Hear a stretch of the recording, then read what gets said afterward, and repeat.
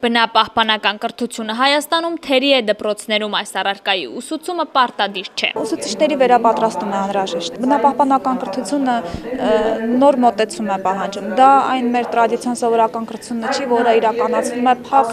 պատերի ներքո։ ATP բարեգործական հիմնադրամը արդեն մի քանի տարի է իրականացնում է ծրագրեր այս բացը լրացնելու համար։ Վերապատրաստում ենք որոշակի թվով ուսուցիչներ, մանկաբաժներ, միջազգային կառույցների նույնիսկ անդամներ, ովքեր հետաքրքրված են, բայց իհարկե դա բավարար չէ։ Համընդհանուր մեծ գլոբալ փոփոխություն է պետք։ Ըստ մասնագետների երեխաները հենց դպրոցում պետք է սովորեն պաշտպանել ու հոգ տանել բնության մասին։ Երևանի մի քանի դպրոցներ արդեն իրականացնում են նման դասընթացներ, բայց միայն արտաժամյա պարապմունքների հաշվին։ Մենք ունենք կանաչ տարածքներ տանիքում եւ ունենք այգի։